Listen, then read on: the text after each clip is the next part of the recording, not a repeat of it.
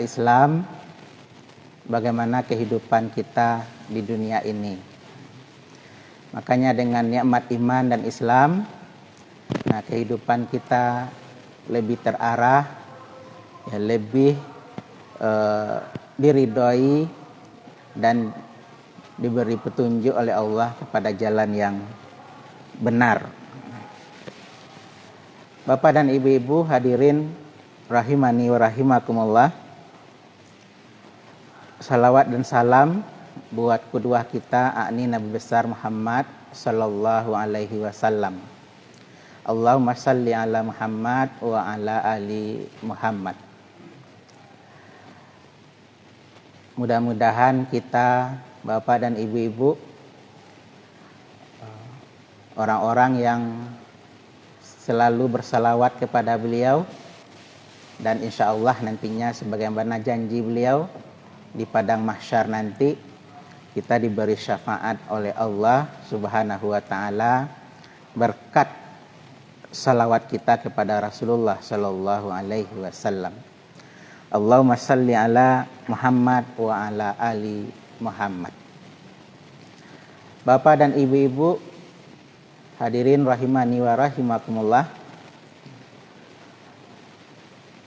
Sebagaimana biasa setiap hari Kamis, dan ini Kamis kedua, Bapak dan Ibu-ibu, Ikatan Dai Indonesia Kota Bukit Tinggi bekerja sama dengan Surau M Jamil Jambe Fasa Bawah mengadakan kegiatan keagamaan ini yang bersifat wirid, dan insya Allah itu sekali seminggu, setiap Kamis, yang diistilahkan dengan kawan-kawan dengan kantin, kantin kajian rutin.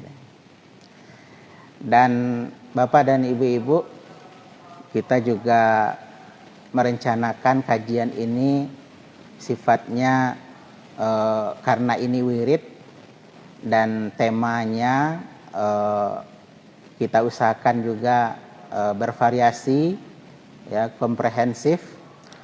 Yang minggu kemarin kita sudah mengkaji tentang materi akhlak, materi akidah, yang disampaikan oleh ketua kita, Ketua IKADI, Ustadz Haji Fahmil Samiran LCMA. Dan insya Allah pada malam hari ini, Bapak dan Ibu-ibu, kita isi wirid kita ini sambil menunggu waktu Isya dengan kajian fikih. Dan insya Allah Ana yang akan mengisinya, dan mungkin nanti berikut kajian sirah nabawiyah, kemudian kajian hadis yang minggu depan dan minggu depannya lagi. Bapak dan Ibu-ibu hadirin rahimani wa rahimakumullah. Pertama tentunya kita mulai kajian kita ini dengan membacakan basmalah. Bismillahirrahmanirrahim. Mudah-mudahan kajian kita ini, wirid kita ini diberkahi dan diridhoi oleh Allah Subhanahu wa taala. Sebab setiap pekerjaan harus dimulai dengan membaca asma Allah, basmalah. Kullu mri'in, setiap pekerjaan la yubda, yang tidak dimulai dengan biqiraatil basmalah, yang tidak dimulai dengan membaca basmalah nama Allah, fahuwa aqta, maka dianya terputus. Terputus di sini artinya pahalanya tidak diberi oleh Allah Subhanahu wa taala. Jadi kita mulai majelis kita ini Bapak dan Ibu dengan bacakan basmalah. Bismillahirrahmanirrahim. Kita ulangi lagi. Kemudian kita ikhlaskan duduk kita yang sebentar ini, insya Allah sampai Isya, dengan niat i'tikaf, berdiam diri di dalam masjid untuk mencari ridha Allah Subhanahu wa taala. Bapak dan Ibu-ibu hadirin rahimani wa rahimakumullah. berbicara kajian fikih Bapak dan Ibu-ibu, sama-sama kita ketahui fikih adalah salah satu bagian penting dari syariat Islam. Di syariat Islam yang terkumpul di dalam nas Al-Quran dan Sunnah, pembagiannya itu kalau kita coba bagi menurut teori Bapak dan Ibu-ibu, kan ada akidah, kemudian ada hukum syariah, ya, fikih, nah kemudian akhlak. Nah kemudian ada lagi ulama yang membaginya itu dengan sejarah, nah atau kisahul anbiya, kisah-kisah para nabi. Nah dalam Al-Quran kan ada namanya qasasul anbiya, kisah-kisah para nabi.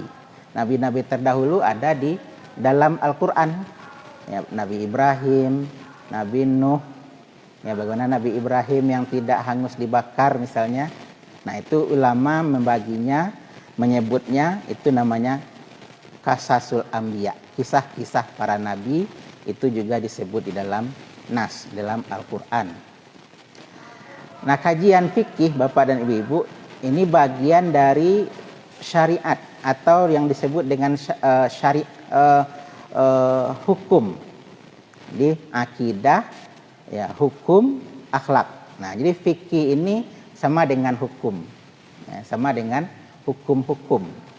Nah kalau hukum-hukum Bapak dan Ibu-ibu itu, ya, hukum-hukum dari perbuatan mukallaf. Nah, hukum-hukum dari perbuatan mukallaf atau manusia. Nah itu yang disebut fikih. Jadi perbuatan-perbuatan manusia yang bersifat lahiriah, lahir, yang bisa dilihat, nah itu diatur oleh fikih. Nah oleh fikih. Nah Bapak dan Ibu hadirin rahimakumullah. Jadi kajian fikih itu yang bersifat zahir, yang nampak. Makanya ada dalam kaidah fikih itu disebut nahnu nahkumu bizawahir wala nahkumu bisarair. Kami, kata Allah, tidak menghukum, nahnu nahkumu, kami menghukum apa yang zahir. Wala nahkumu bisarair, tidak menghukum apa yang rahasia, apa yang sir. Jadi kajian fikih itu yang zahir, yang nampak. Yang nampak. Nah misalnya apa yang nampak kita lakukan? Berwudu, kan nampak kan Bapak Ibu? Nah itu kajian fikih. Salat itu kajian fikih.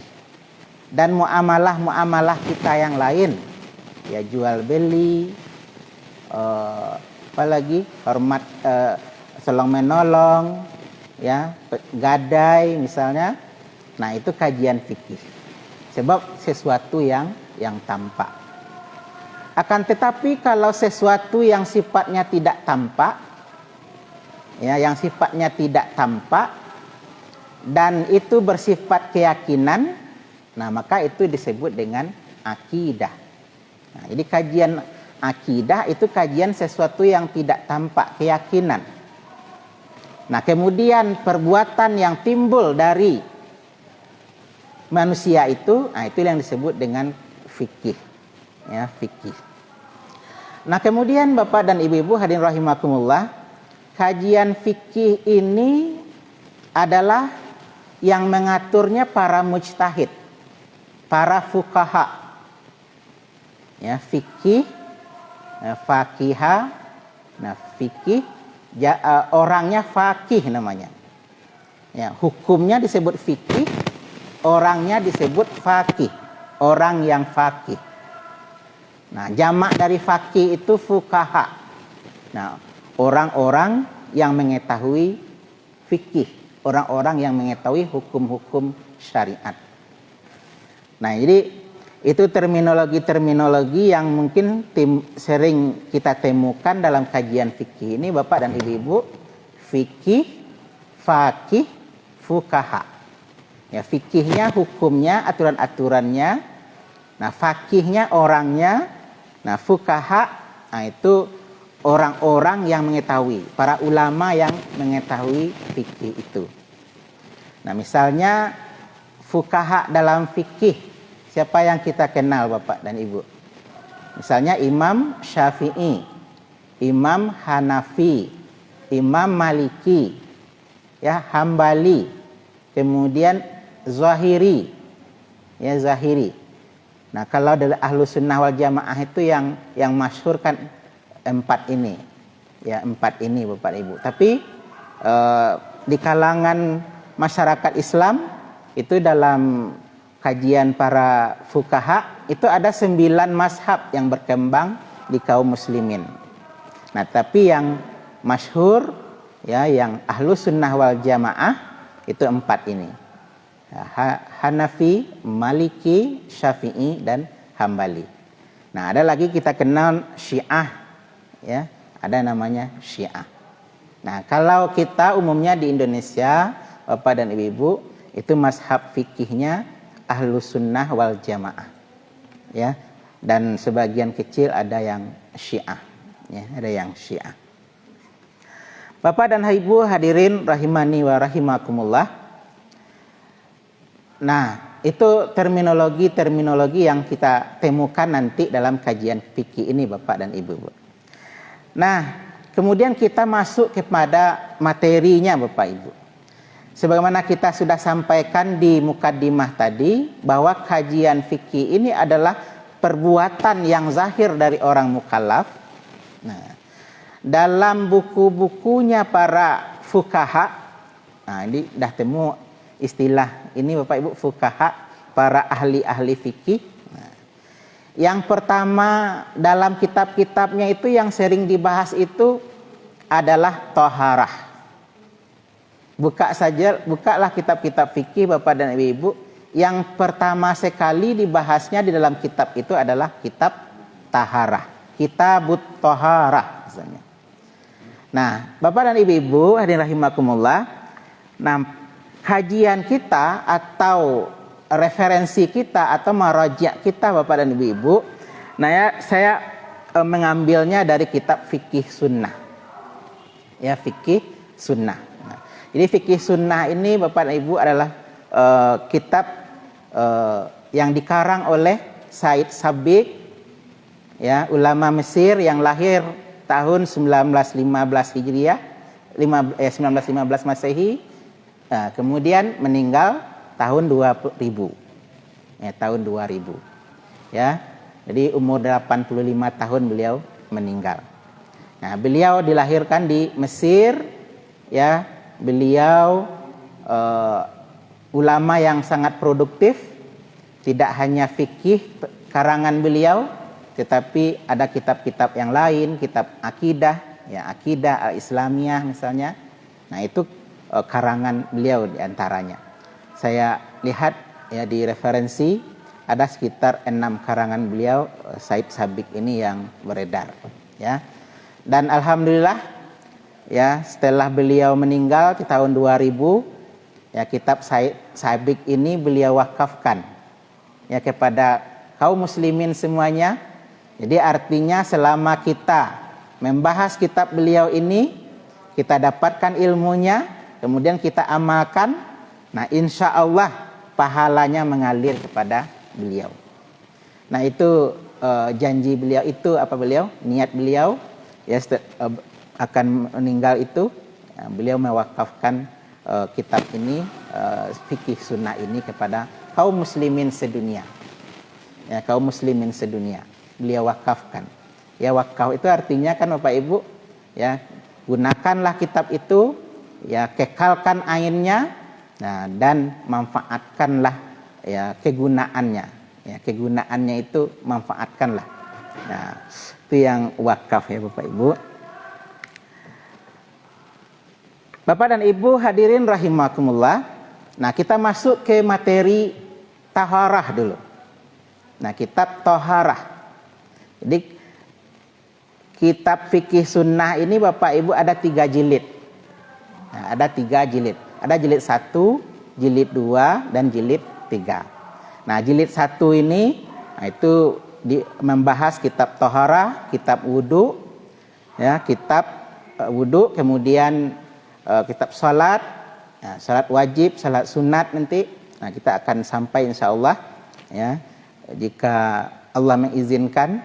Nah, kemudian masuk kepada kitabul buyu', ya, kitab jual beli, dan sampai akhirnya nanti beliau juga membahas kitab hudud, hukum pidana, ya, kemudian beliau juga membahas kitab jihad, ya, kitab jihad. Nah, yaitu jihad ini adalah pertahanan umat Islam yang terakhir untuk melawan musuh. Nah, itu jihad. Nah, Bapak dan Ibu-ibu hadirin rahimani wa rahimakumullah. Nah, kitabut taharah. Nah, Bapak dan Ibu, taharah ini barangkali sudah menjadi bahasa Indonesia, Bapak Ibu. Taharah. Nah, ada juga yang menyebutnya tahur, tuhrun. Nah, itu variabel-variabel, istilahnya derivasi pecahan kata-kata taharah itu taharah, tuhrun, tahurun. Nah, ya, jadi taharah. Nah, Bapak dan Ibu, di dalam kitab taharah itu, nah, di dalam footnote catatan kaki kitab beliau ini, taharah itu beliau katakan imma hakikatan.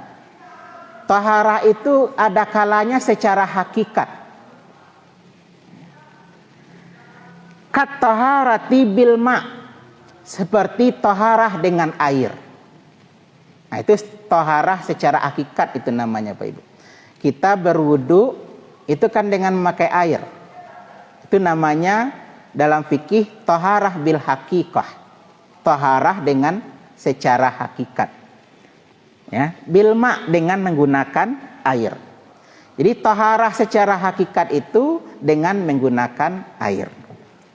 Kemudian yang taharah, ada kalanya taharah itu secara hukmiyah. Tadi secara hakikat, kemudian yang kedua secara hukum. Secara hukumnya kita taharah. Kita tidak menggunakan air, ya Bapak Ibu, kita tidak menggunakan air, tapi disebut taharah. Itu namanya taharah secara hukum. Nah, apa contohnya? Kat taharati biturab, taharah dengan tanah. Fit tayamum, di waktu kita bertayamum. Itu namanya taharah secara hukum. Ya. Dengan tanah secara fisik kan tidak mensucikan Bapak Ibu. Secara fisik kan tidak mensucikan. Ya, malah kalau dengan tayamum itu kan dengan debu lagi kan, debu yang suci. Ya, kalau tidak ada debu dengan tanah yang suci misalnya. Nah, di situ kan ada perbedaan pendapat lagi ya. Nah, tanah yang suci itu bagaimana gitu ya. Tapi secara hakikat dengan tanah itu tidak suci sebetulnya. Tetapi secara hukum itu suci. Itu namanya taharah secara hukum. Nah, Bapak dan Ibu hadirin rahimakumullah.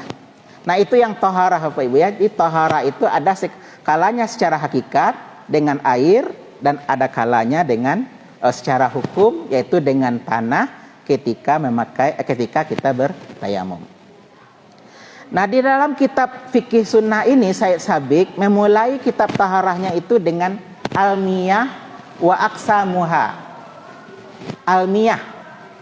Nah, almiyah ini jamak dari ma'un Bapak Ibu. Ma'un, air. Ya, miyah artinya air-air. Makanya wa aksamu, dan pembagiannya. Jadi air itu ada beberapa pembagiannya di dalam kitab taharah. Ya, kitab taharah. Nanti kita lihat Bapak Ibu. Jadi air dan pembagiannya. Al-qismul awal minal miyah. Pembagian yang pertama dari air tersebut, dari air-air tersebut. Jadi pembagian yang pertama dari air-air tersebut. Jadi air-air itu kan banyak tadi Bapak Ibu ya. Makanya dipakaikan istilah almiyah tadi kan. Nah, pembagian yang pertama dari air tersebut, al-ma'ul mutlak namanya. Air mutlak. Ya Bapak Ibu, yang pertama namanya air mutlak. Wa hukmuhu annahu tahur. Hukumnya air mutlak itu annahu tahur. Dia suci. Di air mutlak itu hukumnya suci. Ai annahu tahir fi nafsihi mutahharun li ghairihi. Nah, apa yang maksud hukumnya suci di sini? Artinya bahwa sesungguhnya air itu suci fi nafsihi. Nah, zatnya suci, ya. Mutahharun li ghairihi. Lagi mensucikan bagi lainnya. Jadi zatnya suci, kemudian dia mensucikan. Itu air mutlak namanya Bapak Ibu. Ya, dia suci, zatnya suci, kemudian kerjanya mensucikan. Nah, itu air mutlak namanya, Pak. Sebab nanti kita tahu di ada pula pembagiannya nanti, ada air yang suci tapi tidak mensucikan. Nah, itu. Nanti kita lihat ya Bapak Ibu ya. Jadi yang pertama, pembagian air itu kata Said Sabiq dalam kitabnya Fikih Sunnah ini. Nah, yang pertama namanya air mutlak. Apa itu air mutlak Bapak Ibu? Suci dan dia mensucikan. Wayan dari jutah tahu minal anwa'i mayati. Nah, air mutlak ini terbagi beberapa macam. Yang pertama, di sini dia bagi kepada 4, Bapak Ibu. Jadi air mutlak itu terbagi kepada 4. Yang pertama namanya ma'ul matar. Ma'ul matar, air hujan. Nah, jadi air hujan itu namanya air mutlak. Kenapa disebut air mutlak? Dia suci, zatnya suci. Kemudian dia juga mensucikan. Nah, artinya mensucikan itu maksudnya sesuatu yang kotor awalnya, ketika kita basuhkan dengan air hujan, maka jadi bersih dia. Nah, itu namanya air mutlak. Wasalji. Yang pertama tadi air lanjutannya ya, bukan yang pertama. Lanjutan yang pertama air hujan, wasalji, dan yang sejenis air hujan itu namanya wasalji, air salju. Air salju. Salju ini sudah air juga ya. Di salju. Ya. Salju itu dia suci, kemudian mensucikan. Kalau kita di Indonesia mungkin jarang yang salju, Ibu ya. Barangkali sama ya, salju kalau cuci mobil, cuci itu bukan salju ya, bukan salju, ya, salju. Tapi kalau di luar negeri, ya, di Eropa, nah itu ada air salju. Di air salju itu tergolong kepada air mutlak. Nah, boleh berwuduk dengan air salju, boleh berwuduk, sebab dia suci lagi mensucikan. Yang awalnya kita berhadas, ya dengan berwuduk dengan salju. Nah, kita suci. Kemudian wal barat, air es. Nah, air es barat. Nah, air es itu air yang sudah dibekukan. Di airnya air biasa, apakah air sumur, air hujan, ya. Kemudian kita masukkan ke bejana misalnya. Nah, kemudian kita jadikan membeku. Apakah dimasukkan ke kulkas misalnya. Nah, dia air es itu suci lagi mensucikan. Ya. Ini konteksnya mungkin juga kita di Indonesia ya Bapak Ibu ya. Sebab tidak mungkinlah kita berwuduk dengan air es kalau di Indonesia. Ya, sebab kita air biasa saja itu banyak. Ya, alhamdulillah. Ya, alhamdulillah Bapak Ibu, kita dirizkikan ya, dikaruniai oleh Allah dengan sumber daya alam yang melimpah, diantaranya itu air. Ya, tidak sempatlah kita berwuduk dengan air es. Tapi saudara-saudara kita daerah kutub, ya, Australia, ya misalnya kutub utara, kutub selatan, nah itu sempat bagi mereka untuk berwuduk dengan air es ini. Nah, Itu yang pertama Bapak Ibu, air mutlak, air suci, air yang suci lagi mensucikan, yaitu air hujan, air salju, air es. Nah, apa dalil? Nah, di Said Sabiq Bapak Ibu dalam mengemukakan pendapatnya itu, ini kelebihannya Bapak Ibu, itu disertai dengan dalil. Dalilnya Al-Quran dan Sunnah. Nah, dalam referensi saya baca Bapak Ibu, dalam kitab fikih Sunnah ini Said Sabiq mempergunakan hadis, ya, sekitar 3.000 hadis di dalam kitab fikih Sunnah ini. Nah, makanya nama kitabnya disebut dengan fikih Sunnah, sebab kajiannya disertai dengan dalil Al-Quran dan sunnah-sunnah. Nah, sunnah yang dipakai adalah sunnah-sunnah yang sahih, ya, yang tidak dhaif, ya, yang tidak dhaif. Nah, makanya disebut dengan fikih sunnah. Nah, apa dalilnya air hujan itu suci lagi mensucikan? Boleh berwudu, boleh bersuci dengan air hujan. Nah, misalnya dalam firman di sini Said Sabiq mengemukakan dalam surat Al-Anfal ayat 11. A'udzubillahi minasyaitonirrajim. Bismillahirrahmanirrahim. Wa yunazzilu 'alaikum minas sama'.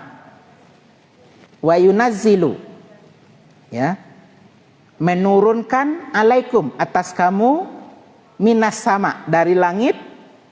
Nah, ma'an, air, liyutahhirakum bih, untuk mensucikan kamu. Nah, ini dalilnya dalam surat Al-Anfal ayat 11. Ya, Allah menurunkan atas kamu dari langit air. Nah, tentu kalau air dari langit itu Pak Ibu, ya, air hujan, air salju, ya, kemudian air embun lagi, ya, air embun. Nah, gunanya apa air itu? Liyutahhirakum bih, untuk mensucikan kamu. Nah, jadi air hujan itu berdasarkan ayat inilah kemudian, ya, Said Sabiq mengatakan bahwa air hujan itu disebut air mutlak, air yang suci lagi mensucikan. Dalam bahasa ayat tadi liyutahhirakum, untuk mensucikan kamu, ya, untuk mensucikan kamu. Kemudian firman Allah Ta'ala dalam surat Al-Furqan ayat 48. Wa anzalna minas sama ma'an tahura, dan kami turunkan dari langit, kami, di bahasa Allah sangat indah Bapak Ibu, ya, kami, dia bahasanya kami. Nah, kenapa disebut kami? Kalau kita bahasa Indonesia, kalau kami itu kan banyak, ya Bapak Ibu. Nah, kenapa Allah membilang kami di sini? Apakah Allah banyak? Apakah Allah banyak Bapak Ibu? Tidak. Itu namanya ta'zim, ya, membesarkan. Ya, dia membesarkan dirinya. Membesarkan dirinya bukan berarti dia sombong, ya, sombong. Ya, tapi ta'zim gunanya untuk ta'zim, mengagungkan. Nah, jadi bukan berarti Allah itu banyak, ya, tapi untuk ta'zim, mengagungkan. Ya, kami turunkan dari langit air tahura, ya, dalam keadaan bersih, dalam keadaan suci. Itu dalil ayatnya. Kemudian bagaimana dengan dalil hadisnya? Ya, dalil hadisnya. An Abi Hurairah radhiyallahu anhu qala kana Rasulullah. Nah, hadis diterima dari Abi Hurairah radhiyallahu anhu, semoga Allah meridainya. Qala, berkata dia Abu Hurairah, kana Rasulullah, adalah Rasulullah sallallahu alaihi wasallam, iza kabbara fis salah, apabila dia takbir waktu salat, sakata hunaihah qablal qiraah, dia diam sebentar sebelum membaca Al-Fatihah. Jadi ketika dia takbir, sebelum membaca Al-Fatihah dia diam. Kan begitu, ya Bapak Ibu, ya. Kan itu sunnahnya. Rasulullah juga seperti itu. Apabila takbir Rasulullah, Ya. Kemudian dia diam sebentar sebelum membaca Al-Fatihah. Fakultu, maka aku bertanya, kata Abu Hurairah, ya Rasulullah, wahai Rasulullah, bi abi anta wa ummi, dengan demi bapakku dan ibuku, dengan bapakku dan ibuku. Ara'aita suku taka baina takbir wal qiraah ma takul, apabila saya lihat engkau diam antara takbir dan membaca Al-Fatihah, ma takul, apa yang engkau baca? Nah, ini pertanyaan Abi Hurairah kepada Rasulullah ketika Rasulullah ya berdiam sebentar setelah membaca takbir sebelum membaca Al-Fatihah. Apa yang engkau baca? Qala, menjawab Rasulullah, aqulu Allahumma ba'id baini wa baina khataya. Nah, ini menjadi dalil bagi kita bahwa yang dibaca waktu doa iftitah adalah Allahumma ba'id. Nah, ini dalil bagi orang yang memakai yang berdalil dengan hadis ini. Jadi ketika takbir, diam sebentar sebelum membaca Al-Fatihah. Nah, yang dibaca adalah Allahumma ba'id baini wa baina khataya kama ba'atta bainal masyriqi wal maghrib. Allahumma nakkini min khataya kama yunakka thawbul abyad minad danas. Allahumma ksilni min khatayaya bithalji wal ma wal barat. Rahu jamaah illat Tirmizi. Hadis diriwayatkan oleh jamaah. Jamaah ini artinya Bapak Ibu, Bukhari, Muslim, ulama-ulama hadis yang 6. Nah, itu meriwayatkan hadis versi ini. Nah, ini berdasarkan hadis inilah kemudian Bapak Ibu menjadi dalil ya orang yang membaca doa iftitah itu adalah Allahumma ba'id. Ya, Allahumma ba'id dan seterusnya.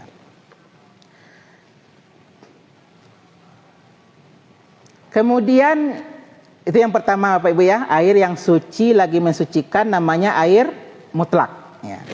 Yang kedua, kita masuk yang kedua. Apa air yang kedua, macam yang kedua air mutlak itu Bapak Ibu? Yang kedua ma'ul bahri. Ma'u air, bahri laut. Nah, air laut itu air mutlak. Air yang suci lagi mensucikan. Ya, kita boleh kalau kita berhadas, ya kalau kita ada najis, nah kita bersuci dengan itu, nah, boleh. Dia suci, zatnya suci, kemudian dia mensucikan. Nah, apa dalilnya? Nah, hadis yang diriwayatkan oleh Abi Hurairah radhiyallahu anhu qala, hadis dari Abi Hurairah, semoga Allah meridainya. Abi Hurairah ini termasuk orang yang banyak meriwayatkan hadis dari Rasulullah Bapak Ibu. Nah, qala, berkata Abi Hurairah, sa'ala rajulun Rasulullah, bertanya seorang kepada Rasulullah sallallahu alaihi wasallam. Faqala, maka dia menjawab.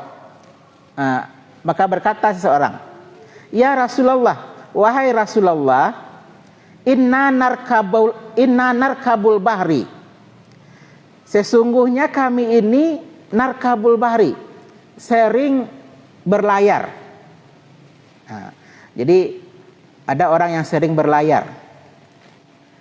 Wa nahmilu ma'anal qalil minal ma'. Sementara kami hanya membawa sedikit dari air. Ya, sedikit dia membawa air. Fa in tawadda'na bihi atishna. Jika kami berwudu dengan air yang sedikit tadi, atisna, pasti kami akan minum nanti. Bagaimana cara kami minum? Afatawadda bima'il bahri, apakah saya boleh berwudu dengan air laut?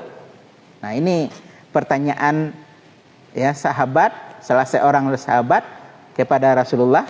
Nah, yang sahabat tadi sering berlayar, ya, narkabul bahri ya. Sering berlayar, apakah boleh berwudu dengan air? Dia cuma bawa bekal sedikit cuma. Kalau dia berwuduk dengan bekal itu nanti, dengan air minum itu nanti tentu dia akan minum, merasa haus nanti. Bagaimana cara minum lagi? Kalau minum air laut gimana? Nah, kalau minum air laut kan Bapak Ibu cepat hausnya kan? Cepat hausnya lagi. Nah, jadi kata kajian Ustaz Zainuddin ya. Ustaz Zainuddin, nah, air laut itu semakin diminum semakin haus kan? Semakin haus. Nah, sahabat ini yang dikhawatirkannya. Dia membawa sedikit air cuma. Ya, katakanlah kalau konteks sekarang ini mungkin sebotol aqua mungkin ya, botol aqua lah. Nah, kalau dia beruduk dengan itu minum nanti. Nah, pertanyaannya, bolehkah saya beruduk dengan air laut? Nah, faqala, maka Rasulullah Shallallahu Alaihi Wasallam bersabda, huwat tahur. Air laut itu adalah tahur, suci, lagi mensucikan. Nah, inilah dasarnya kemudian ya Said Sabiq mengatakan bahwa air laut itu adalah air mutlak, air yang suci lagi mensucikan. Hadis riwayat Al-Khamsah. Nah, perawi hadis yang masyhur yang 5. Ya, termasuk di dalamnya Bukhari, Muslim, ya, Ibnu Majah, Abu Dawud, ya, At-Tirmizi, ya, At-Tirmizi. Itu yang kedua, air mutlak. Ya, Bapak Ibu, yang ketiga, ma'u Zamzam. Nah, ma'u Zamzam, air Zamzam. Nah, Zamzam ini dalam bahasa Arab itu telaga artinya. Ya, jadi kalau air Zamzam di mana itu? Di Makkah itu, nah berarti dia air telaga. Ya, air telaga. Nah, jadi maknanya di sini bisa air Zamzam itu, nah dia bisa berwudu, dia suci lagi mensucikan. Kalau konteksnya kita di Indonesia, air Zamzam itu air telaga. Nah, kalau telaga ini apa yang disebut dengan telaga? Telaga itu air yang di apa ya? Telaga itu kan lebih kecil dari danau kan? Lebih kecil dari danau.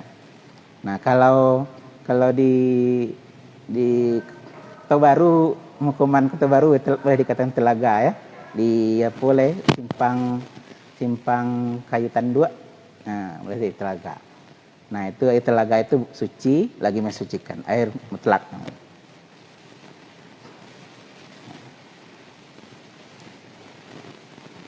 Nah, apa dalilnya? Nah, Syekh Sabiq mengemukakan dalil, yaitu hadis yang diterima dari Ali, semoga Allah meridainya, anna Rasulullah sallallahu alaihi wasallam, ya, bahwa sungguhnya Rasulullah sallallahu alaihi wasallam da'a bisablin, ya, min ma'in. Rasulullah sallallahu alaihi wasallam mengajak orang untuk berwudu min ma'in Zamzam, dari air telaga. Fasyariba minhu, dan minum dari air telaga itu. Wa tawadda, dan berwudu dari air telaga itu. Jadi berwudu, minum, apa lagi tadi?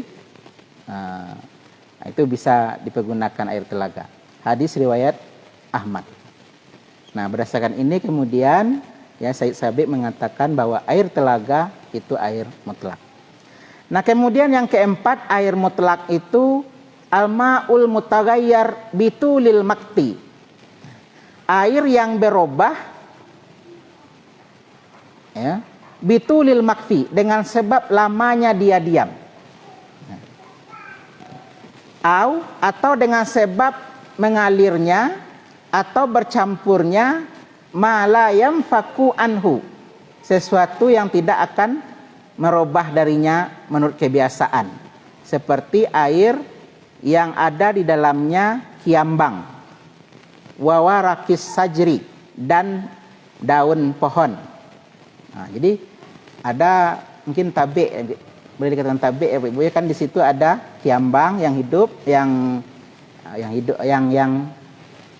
namanya itu kiambang yang hidup ya, kiambang yang ada, kemudian daun-daun pohon yang jatuh, nah di atas itu, di bawah itu juga ada air, nah maka itu air mutlak, termasuk air mutlak. Nah, jadi mungkin di Lubuk, mungkin dulu Lubuk lah ya Pak Ibu ya, Lubuk kalau di kampung Lubuk namanya dia. Ada tempat mata air, ya, di situ ada kiambang yang hidup nanti. Nah, atau di atasnya air itu dipenuhi daun-daun pohon yang jatuh. Nah, itu masuk kepada golongan air mutlak. Nah, itu yang pertama pembagian air, Bapak Ibu, menurut kitab Fikih Sunnah Said Sabiq. Nah, air mutlak. Nah. Dah azan ya? Nah. Belum ya? Nah, kita lanjutkan sedikit lagi Bapak Ibu. Nah, kemudian pembagian yang kedua namanya air mustakmal. Nah, air mustakmal. Apa yang disebut dengan air mustakmal? Wa huwa al-munfasilu min a'da'il mutawaddi wal muktasil. Air mustakmal itu adalah air yang terpisah dari anggota orang yang berwudu dan dari orang yang mandi. Jadi air yang sudah kita pakai dalam berwudu, air yang terpisah itu. Nah, kemudian air yang terpisah kita mandi, kemudian memasuki air kita. Nah, itu namanya air itu sudah disebut mustakmal. Ya. Hukumnya apa Bapak Ibu? Hukmuhu annahu tahur. Nah, hukumnya adalah dia suci, seperti air mutlak. Nah, jadi air mustakmal ini yang sudah kena bekas wudhu kita, bekas mandi kita. Ya, misalnya kita mandi di lubuk apa Ibu? Nah, kan bekas wudhu kita masuk ke dalam lagi, bekas mandi kita masuk ke dalam lagi. Nah, hukumnya tahur, ya, hukumnya suci, ya, seperti air mutlak. Air mutlak bagaimana Pak Ibu? Dia suci dan mensucikan. Nah, barangkali itu sampai di sini kajian kita Bapak Ibu, ya, tentang pembagian air ini. Nah, mungkin kita lanjutkan insya Allah bulan depan Bapak Ibu tentang pembagian air ini, ya, bagian pertama dari kitab Said Sabiq, yaitu kitab Thaharah. Demikian saja, mohon maaf Bapak dan Ibu, kita sudahi dengan wassalamualaikum warahmatullahi wabarakatuh.